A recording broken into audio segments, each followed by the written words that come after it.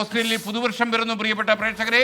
അതായത് നിങ്ങൾക്കറിയുന്ന പോലെ പസഫിക് ദ്വീപ നഗരമായ കിരിബാസിനും ന്യൂസിലാൻഡിനും പിന്നാലെ ഓസ്ട്രേലിയയിലും പുതുവർഷം വരുന്നു. അവിടെ 2024 ആയി കഴിഞ്ഞു. ഉരുണ്ടതാണല്ലോ അല്ലേ? സന്തോഷവും സമാധാനമുള്ള ഒരു പുതുവത്സരം പ്രതീക്ഷിച്ച് ജനങ്ങൾ ആഘോഷ മേഖലകളിലേക്ക് ഒഴുകിയെത്തുന്നു എന്നാണ് ഓസ്ട്രേലിയയിൽ നിന്നുള്ള വിവരങ്ങൾ. അവിടെ ബ്രിസ്ബെയിൽ നിന്ന് സ്വരാജ് സെബാസ്റ്റ്യൻ തയ്യാറാക്കിയ റിപ്പോർട്ടാണ് ഇന്ന് ഓസ്ട്രേലിയയിൽ നിന്ന്. ഓസ്ട്രേലിയയിൽ പുതുവർഷം പിറന്നു കഴിഞ്ഞു.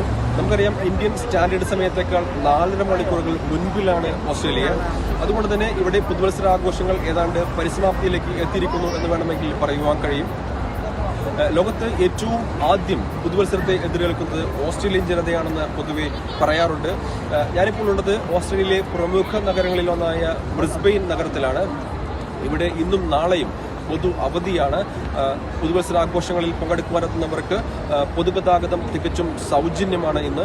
അത്തരത്തിൽ വലിയ ക്രമീകരണങ്ങളാണ് സർക്കാർ തലത്തിൽ പുതുവത്സരാഘോഷങ്ങൾക്കായി ഇവിടെ ഏർപ്പെടുത്തിയിട്ടുള്ളത്.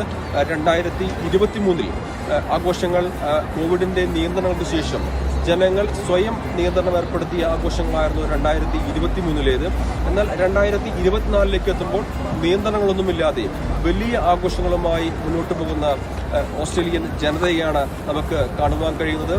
ഇവിടെ ആഘോഷങ്ങൾ പൊതുവെ ഡിസംബർ ആദ്യവാരത്തോടുകൂടി ആരംഭിക്കുമെങ്കിലും ഡിസംബർ 31 തീയതിയോടുകൂടിയാണ് ആഘോഷങ്ങൾക്ക് പരിസമാപ്തി കുറിക്കുന്നത്. ആഘോഷങ്ങളുടെ ഭാഗമായി ഇവിടെ നടന്ന കരിമരുന്ന് പ്രയോഗം വീക്ഷിക്കുവാനായി അഭൂതപൂർവമായ തിരക്കാണ് അനുഭവപ്പെട്ടത്. അത്തരത്തിൽ വലിയ ആഘോഷങ്ങളുടെ കാഴ്ചകൾക്കാണ് ഓസ്ട്രേലിയ 2024 സാക്ഷ്യം വഹിക്കുന്നത്. 24 അഞ്ചിന്റെ വജ്രത്തിളക്കം.